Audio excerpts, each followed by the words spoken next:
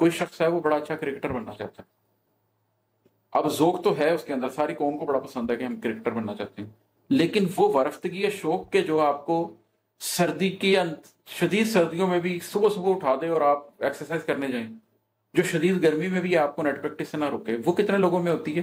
بہت سے لوگ بھاگ جاتے ہیں، وہ یہ نہیں کر پاتے۔ اب تو آپ کا نماز پڑھنے میں دل لگا رہا ہے، آپ بڑے خضوع و خشوع سے نماز پڑھ رہے ہیں، آپ کے دل کو لبھا رہی ہے یہ چیز کہ میں روزانہ وضو کر کے رات کو اٹھتا ہوں، تہجد کے ٹائم نوافل کے لیے کھڑا ہوتا ہوں، پڑھتا ہوں نماز، آپ کے دل کو قرار ملتا ہے، لیکن پھر آپ نفس امارہ کی طرف جھک جاتے ہیں۔ اب کیا ہوگا کہ وہی خواہش جو پہلے آپ کے اندر امڑ کے آتی تھی نماز پڑھنے کی، اب وہ دبے پاؤں آئے گی۔ ایک اور شخص ہے، اس نے جستجو اور خواہش کی کسی نیکی کی، ہو سکتا ہے اس پوری نیکی کے عمل کے درمیان وہ تکلیف سے گزر رہا ہو، اس کے پسینے بہ رہے ہوں، اس کو اذیت ہو رہی ہو، اس کو مال خرچنا پڑ رہا ہو۔ ایک اور غزل کے کچھ اشعار آپ لوگوں کے ساتھ ڈسکس کرتا ہوں۔ اس کا مطلب ہے کہ کن سرابوں سے خرابوں سے گزرتی آئی، کن سرابوں سے خرابوں سے گزرتی آئی، سانس کی ڈور بندھے زیست گھسٹتی آئی۔ ہم اپنی زندگی میں بہت سے سرابوں کے پیچھے بھاگتے ہیں، ہمیں لگ رہا ہوتا ہے کہ یہ پانی ہے، لیکن جب ہم وہاں پر پہنچتے ہیں تو ہمیں پتہ چلتا ہے کہ وہ صرف ایک سراب تھا۔ اسی طرح ہم اپنی زندگی میں بہت سے خرابوں سے بھی گزرتے آتے ہیں، ایسے عہد آتے ہیں جس کے اندر زندگی کے تمام رخ یا کم از کم اہم رخ مکمل طور پر خراب ہوئے ہوتے ہیں، اور آپ کو لگ رہا ہوتا ہے کہ زندگی بکھری ہوئی ہے، زندگی کا کوئی معنی نہیں ہے۔ اور ضروری نہیں ہے کہ یہ ناکامی کی صورت میں بھی ہو، بہت سے کامیاب لوگ بھی زندگی میں یہ محسوس کرتے ہیں کہ وہ جس چیز سے گزر رہے ہیں وہ ایک خرابہ ہے، اس کا کوئی معنی نہیں ہے، اس کا کوئی ایک مقصد نہیں ہے، وہ ایک بے سروپا چیز ہے، لیکن سانس کی ڈور ہمیں بندھی رہتی ہے، زیست ہماری گھسٹتی آتی ہے۔ میں نے بھی اپنی زندگی میں ایسے بہت سے سال گزارے ہیں جس کے بعد مجھے یہ احساس ہوا، اور میں نے اپنے آپ سے یہ سوال پوچھا کہ کن سرابوں سے خرابوں سے گزرتی آئی، سانس کی ڈور بندھے زیست گھسٹتی آئی۔ کیا حاصل کیا میں نے؟ بس ایک سانس چل رہی تھی تو زندگی کو کھینچتا رہا، سرابوں سے گزرتا رہا، خرابوں سے گزرتا رہا، وہ خرابے میری ہستی کو خراب کرتے رہے، وہ سراب ویسے ہی سراب تھے، اس کے نتیجے میں کچھ ملا نہیں۔ لیکن یہ احساس بھی اچھا ہوتا ہے، اس لیے کہ بہت سے لوگوں کو زندگی میں یہ احساس ہی نہیں ہوتا۔ یہ احساس جس کو ہو جائے وہ پہلی دفعہ یہ سوچتا ہے کہ زندگی کا کوئی بڑا مقصد ہونا چاہیے، زندگی میں کوئی معنویت ہونی چاہیے، زندگی میں کوئی مقصدیت ہونی چاہیے، کچھ نہ کچھ ایسا اس کے پاس ہونا چاہیے وہ اللہ کے پاس لے کر جا سکے۔ بہت سے لوگ بہت جلدی بدل جاتے ہیں، چینج میں ٹائم نہیں لیتے، لیکن چینج کے لیے تیار ہونے میں ٹائم لے لیتے ہیں۔ بعض لوگ 20 سال 30 سال اس لمحے کو نہیں پا سکتے جس لمحے میں چینج آ جانی ہے۔ چینج ان اٹ سیلف مشکل نہیں ہوتی، قلب اللہ کی 2 انگلیوں کے درمیان ہے، اسے جب چاہتا ہے پلٹ دیتا ہے، لیکن اللہ نہیں پلٹتا اس وقت تک جب تک کہ آپ اپنی حالت کو خود نہیں بدلتے۔ تو وہ جو اپنی حالت کو خود بدلنا ہے، ایک ایک ہیبٹ، ایک ایک لمحہ، ایک ایک سانس لگا کر، لوگ اس کے لیے تیار نہیں ہو پاتے۔ اگر اس کے لیے تیار ہو جائیں تو پھر ایک لمحہ آتا ہے جس میں رحمت ہو جاتی ہے، اور ہے کہ روشنی ملتی رہی راہ پہ چلنے جتنی، روشنی ملتی رہی راہ پہ چلنے جتنی، عمر ہر موڑ پہ تھوڑی سی پگھلتی آئی۔ میں نے تو پچھلے خاص طور پر 13-14 سال میں یہی محسوس کیا ہے کہ جیسے آپ کی ذات ایک موم بتی کی طرح ہے جو پگھل رہی ہے، اور اس نے آہستہ آہستہ آہستہ آہستہ پگھل کے ختم ہو جانا ہے اور آگ نے بجھ جانا ہے۔ تو وہ موم جو پگھل رہی ہے وہ آپ کی زندگی کو کھاتی جا رہی ہے۔ اگر ایک موم بتی نے 2 گھنٹے جلنا ہے تو آپ دیکھیں گے کہ تھوڑی دیر بعد موم نیچے جاتی جا رہی ہے اور وہ موم بتی چھوٹی ہوتی جا رہی ہے، حتیٰ کہ اس نے ختم ہو جانا ہے، پگھل جانا ہے۔ لیکن وہ اس پگھلنے کے عمل کے دوران روشنی بھی دے رہی ہے، اس روشنی میں اس مدت کے اندر آپ کچھ فائدہ بھی اٹھا سکتے ہیں۔ اس 2 گھنٹے میں اندھیرے کے اندر آپ کو روشنی حاصل ہے، آپ پڑھنا چاہیں تو پڑھ سکتے ہیں، کوئی کام کرنا چاہیں تو کر سکتے ہیں۔ تو اگر آپ کو یہ بات سمجھ آ جائے کہ آپ کی زندگی بھی، آپ کی زیست بھی ایک موم بتی کی طرح ہے جو ایک طرف تو پگھل رہی ہے اور ختم ہو رہی ہے، لیکن دوسری طرف آپ کو روشنی دے رہی ہے، تو پھر آپ کو اس بات کا احساس ہوتا ہے کہ روشنی ملتی رہی راہ پہ چلنے جتنی، عمر ہر موڑ پہ تھوڑی سی پگھلتی آئی۔ ہر موڑ پہ میری عمر تو پگھل رہی ہے، لیکن میں راستہ کراس کرتا جا رہا ہوں، میں منزل کے قریب ہوتا چلا جا رہا ہوں۔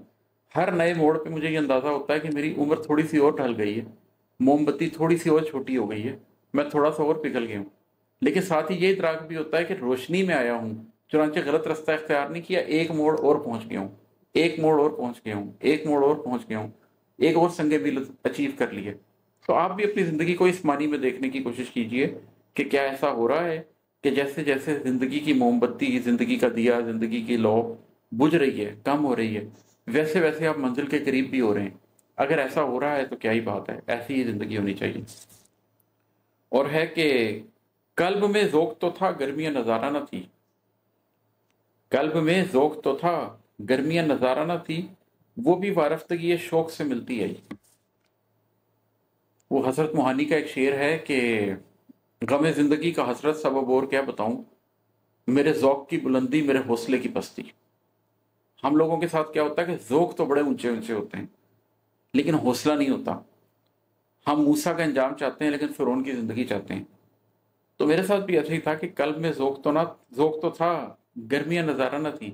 قلب نے ابھی وہ حدت نہیں پائی تھی، قلب نے ابھی وہ تحریک نہیں پائی تھی، قلب کو ابھی وہ گرمی نہیں ملی تھی جس سے اس کے اندر جو جمود تھا ختم ہو جاتا، جو اس کا منجمد پن تھا وہ ختم ہو جاتا، اور اس کی جگہ وہ بہنے لگتا، اس کی جگہ وہ روشنی پکڑ لیتا، اس کی جگہ اس کے اندر نور آ جاتا۔ تو وہ کیسے آیا؟ وہ بھی وارفتگی شوق سے ملتی آئی کہ ذوق تو تھا قلب میں، لیکن وہ جو شوق کی وارفتگی ہوتی ہے کہ اگر مجھے کسی چیز کا شوق ہے تو میں اس کے لیے نکلوں گا اور اس کو کروں گا۔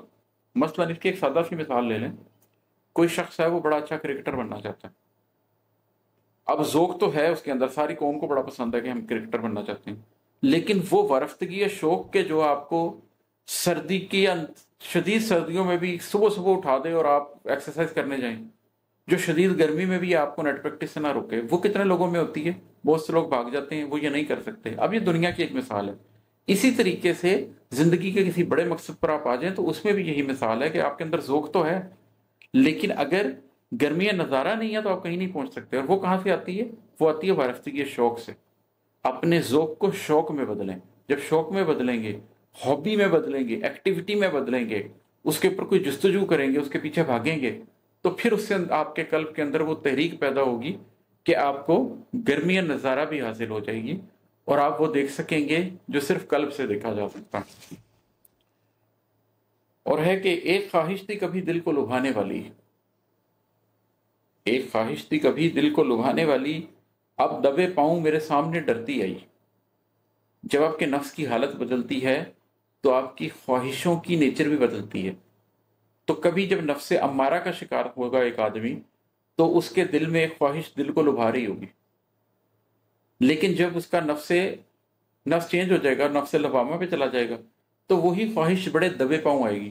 مثال کے طور پر نفس امارہ ہے تو میرے پاس جتنے مرضی کپڑے ہیں، جتنے مرضی جوتے ہیں، مجھے مزید کپڑوں اور مزید جوتوں کی خواہش ہے، اس سے یہ چیز میرے دل کو لبھاتی ہے۔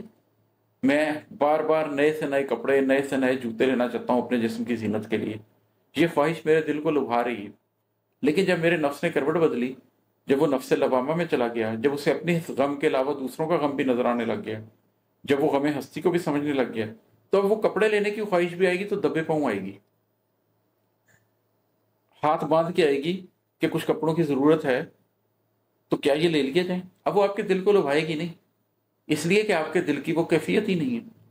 اسی طریقے سے اگر آپ کا دل بہت اچھی حالت میں آ چکا ہے، آپ کا قلب بہت اچھی حالت میں آ چکا ہے، تو آپ کا نماز پڑھنے میں دل لگا رہا ہے، آپ بڑے خضوع و خشوع سے نماز پڑھ رہے ہیں، آپ کے دل کو لبھا رہی ہے یہ چیز کہ میں روزانہ وضو کر کے رات کو اٹھتا ہوں، تہجد کے ٹائم نوافل کے لیے کھڑا ہوتا ہوں، پڑھتا ہوں نماز، آپ کے دل کو قرار ملتا ہے۔ لیکن پھر آپ نفس امارہ کی طرف جھک جاتے ہیں۔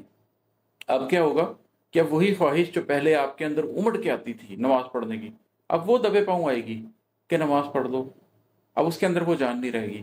تو آپ کی جو خواہش ہے وہ آپ کو پڑھنے کا سب سے آسان طریقہ ہے۔ اپنی آنکھیں بند کریں اور سوچیں آپ کی زندگی کی 4-5 بڑی خواہشیں کیا ہیں، آپ کو فوراً پتہ چل جائے گا کہ آپ نفس امارہ میں ہیں، نفس لوامہ میں ہیں یا نفس مطمئنہ میں ہیں۔ آپ اپنا سیلف آڈٹ بہت آسانی سے کر سکتے ہیں اپنی زندگی کی خواہشوں کی بنا پر۔ اور اس میں آپ کو ایک چیز بتاؤں، بسا اوقات خواہش ایک ہی ہوتی ہے لیکن اس خواہش کے کرنے کا انداز بدل جاتا ہے۔ مثلا ایک شخص نے گھر بنایا اور وہ گھر بنا کے یہ کہہ رہا ہے واہ کیا خوبصورت گھر بنا ہے، اب میرے سارے رشتہ داروں پر روک پڑے گا۔ دوسرے شخص نے بھی گھر بنایا ہے اور وہ کہہ رہا ہے واہ کیا خوبصورت گھر ہے، اب الحمدللہ میرے بچوں کے سر پر چھت آ جائے گی۔ تیسرے شخص نے بھی گھر بنایا ہے اور وہ کہہ رہا ہے واہ کیا خوبصورت گھر بنا ہے، اب انشاءاللہ تعالیٰ میں گھر کے ایک ایک کمرے میں نماز پڑھوں گا، اللہ کا شکر ادا کروں گا۔ اب گھر تو سب نے بنایا ہے لیکن تینوں کے نفس کی حالت فرق ہے۔ تو آپ کے خواہش کیا ہے اس کو بھی پرکھیں کہ وہ خواہش کے اندر کیا چھپا ہوا ہے، حقیقی خواہش اس کے نیچے کیا آ رہی ہے۔ تو جب آپ اس حقیقی خواہش کو سمجھ لیں گے تو آپ کو بات کی سمجھ آ جائے گی۔ یہ واقعہ پروفیٹ صلی اللہ علیہ وسلم کے ایک صحابی کے ساتھ پیش آیا کہ آپ صلی اللہ علیہ وسلم تشریف لے کے گئے، دیکھا کہ انہوں نے گھر میں روشن دان بنایا نئے گھر میں۔ تو آپ صلی اللہ علیہ وسلم نے پوچھا کہ یہ کیوں بنایا؟ تو انہوں نے کہا ہوا اور روشنی کے لیے۔ تو آپ صلی اللہ علیہ وسلم نے فرمایا کہ ہوا اور روشنی تو آئی جانی تھی، لیکن اگر آپ یہ نیت کرتے کہ یہاں سے اذان کی آواز آئے گی تو آپ کو اس کا ثواب بھی ملتا۔ تو وہ گھر بننا ہی تھا، وہ روشن دان بننا ہی تھا، لیکن آپ کا قلب خواہش کیا کر رہا ہے اس سے یہ معلوم ہوتا ہے کہ آپ کا نفس اس وقت کس چیز کی چاہ میں ہے۔ تو اس کو پرکھنے کی ہر وقت کوشش کریں، اس لیے کہ ہمارے نفوس ایسا بہت ریئر ہوتا ہے کہ کوئی شخص نفس امارہ میں ہے تو اسی میں ہے، کوئی نفس لوامہ میں ہے تو اسی میں ہے۔ ہم مسلمان، ہم کلمہ کو، ہم مسلسل اس کی سیڑھیاں چڑھ رہے ہوتے ہیں، اوپر نیچے ہو رہے ہوتے ہیں۔ تو اپنے قلب پر، اپنے نفس کے اوپر نظر رکھنی چاہیے۔ میں کسی موڑ کو آسان سمجھ بیٹھا اگر چابک نفس چلا کھال ادھڑتی آئی۔ نفس کے سفر پر جب آپ چلتے ہیں تو کبھی آپ کو یہ لگتا ہے کہ آپ تھوڑا سا سمجھنے لگ جاتے ہیں کہ یہ تو آسان ہے، یہ والا سٹیپ تو آسان ہے، یہ تو میں نے پہلے بھی کیا ہے۔ لیکن جب آپ کسی چیز کو آسان سمجھتے لگتے ہیں تو پھر فوراً نفس کے اوپر ایک چابک چلتا ہے۔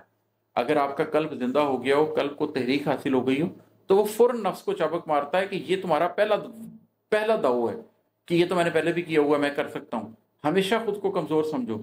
جس شخص نے جس وقت یہ سمجھ لیا کہ اس نے نفس پہ قابو پا لیا، اس وقت وہ گیا۔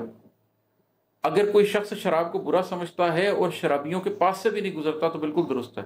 لیکن اگر اسے یہ لگا کہ میں تو 20-25 سال سے نمازی ہوں، پرہیزگار ہوں، میں نے تو کبھی تہجد نہیں چھوڑی، میں شرابیوں کے بیچ میں بیٹھ جاؤں گا تو کون سا شراب پینا شروع کر دوں گا، اور وہ بیٹھ گیا اور اس نے سمجھا کوئی بات نہیں، میرا نفس مجھے شراب پینے کے اوپر آمادہ نہیں کرے گا، اب اس کا نفس اس کو یقیناً شراب پینے پر آمادہ کرے گا۔ اسی لیے آپ صلی اللہ علیہ وسلم نے یہ بات فرمائی ہے کہ یہ جو اللہ کی یہ جو دائرہ حرمت کا، جو اس کی باؤنڈری کے قریب جاتا ہے وہ اس باؤنڈری کو کراس بھی لازمی کرتا ہے۔ ہر وہ جانور جو باؤنڈری کے قریب چرتا ہے وہ دوسرے کے کھیت میں لازمی گھستا ہے، تو اس باؤنڈری کے قریب بھی نہیں جانا چاہیے۔ آپ کو اس باؤنڈری سے بہت دور رہنا چاہیے۔ جو حدود اللہ بنا دی گئی ہیں ان کے قریب جانے والی چیزوں سے بھی آپ کو دور ہونا چاہیے کہ وہ چیزیں بھی آپ نہ اختیار کریں جو اس کی طرف رستہ اختیار کرنے کا باعث بن سکتی ہیں۔ اس کو آپ سد ذریعہ بولتے ہیں کہ وہ چیز بظاہر خود تو شاید بذات خود تو ایک اتنا بڑا گناہ نہیں ہے، لیکن وہ رستہ بن گیا ہے، وہ ذریعہ بن گیا ہے جس کی وجہ سے وہ گناہ ہو سکتا ہے۔ تو آپ کے نفس کے اوپر چابک مارتے رہیے تاکہ نفس سینٹر میں ہی رہے۔ اور ایک شعر اور سنا دیتا ہوں مقطع کہ جستجو کوئی ملی فاتح و سرشار عماد، جستجو کوئی ملی فاتح و سرشار عماد، کوئی خواہش کسی انجام پہ روتی آئی۔ جستجویں جو آپ کی زندگی میں ہوتی ہیں، خواہشیں جو آپ کی زندگی میں ہوتی ہیں، وہ دو طرح کی ہوتی ہیں۔ ایک وہ کہ جو پوری ہو جائیں تو پوری ہونے کے بعد آپ کو فتح اور سرشاری کا احساس دیتی ہیں، اور ایک وہ جو پوری ہونے کے بعد آپ کو اس کے انجام پر رلاتی ہیں۔ اس سے آپ کو سمجھ آ جاتا ہے کہ آپ کے خواہش کی حقیقی نیچر کیا تھی۔ مثال کے طور پر کوئی شخص حد کے کسی گناہ کی طرف آمادہ ہو گیا، نفس اس پہ طاری ہو گیا اور اس نے نفس کی اس خواہش میں وہ گناہ کر ڈالا۔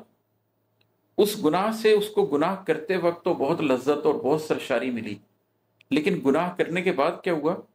اب وہ خواہش اپنے انجام پر روتی ہوئی آئی ہے۔ ایک اور شخص ہے، اس نے جستجو اور خواہش کی کسی نیکی کی، ہو سکتا ہے اس پوری نیکی کے عمل کے درمیان وہ تکلیف سے گزر رہا ہو، اس کے پسینے بہہ رہے ہوں، اس کو اذیت ہو رہی ہو، اس کو مال خرچنا پڑ رہا ہو، اس کو جسمانی طور پر تکلیف سے گزرنا پڑ رہا ہو، لیکن جب وہ اس نیکی کو کر کے واپس پلٹے گا تو فاتح و سرشار پلٹے گا، اس کے اندر ایک طمانینت ہوگی۔ تو آپ نے اس خواہش کا پیچھا کرنا ہے جس کا انجام طمانینت ہو، اس خواہش کا پیچھا نہیں کرنا جس کا آغاز طمانینت ہو۔ جو چیز آپ کے نفس کو گراں لگ رہی ہے اس کے انجام میں آپ کے لیے سرشاری ہوگی، اور جو چیز ابھی آپ کے نفس کے لیے لذت کا باعث بن رہی ہے وہ بعد میں اپنے انجام پر روتی ہوئی آئے گی۔ تو یہ اگین کچھ چھوٹے چھوٹے پیسز ہیں جو میں نے اشعار کے طور پر آپ لوگوں کے سامنے رکھے ہیں۔ کہ ان میں اشارے ہیں کہ آپ اپنے نفس کو کیسے سمجھ سکتے ہیں، آپ اپنے قلب کو کیسے سمجھ سکتے ہیں، آپ اپنی ذات کی تبدیلی کے اوپر کام کیسے کر سکتے ہیں۔ میں لوگوں کو کوئی لگے بندے فارمولے نہیں بتاتا، میں نے بارہا اس بات کا ذکر کیا کہ میں تو صرف اپنی غزلوں میں، اپنی نظموں میں وہ نقطے، وہ نکات بتاتا چلا جاتا ہوں کہ جن کے اوپر اگر آپ عمل کرنا شروع کریں تو آپ خود ہی میرے منزل بن کے اپنی زندگی کی اصلاح کر سکتے ہیں، خود ہی اپنی زندگی کے راستے کھوج سکتے ہیں۔ آپ کو کسی پیر کی ضرورت نہیں ہے، آپ کو کسی بزرگ کی ضرورت نہیں ہے، صرف ہاتھ میں ایک اللہ کی کتاب کی ضرورت ہے اور کچھ ادراک کی ضرورت ہے، کچھ سمجھنے کی ضرورت ہے کہ کوئی شخص جو ان راہوں سے گزرا ہو وہ کچھ تھوڑا بہت یہ بتا دے کہ ان راہوں پر ہوتا کیا ہے، کس قسم کے مسائل آتے ہیں، تاکہ جب اس قسم کے مسائل آئیں تو میں اس کے لیے تیار ہوں۔ کہ دوسری کاوش میں کر رہا ہوں، بنیادی کاوش آپ نے ہی کرنی ہے قرآن اپنے ہاتھ میں لے کے۔ بہت شکریہ، السلام علیکم۔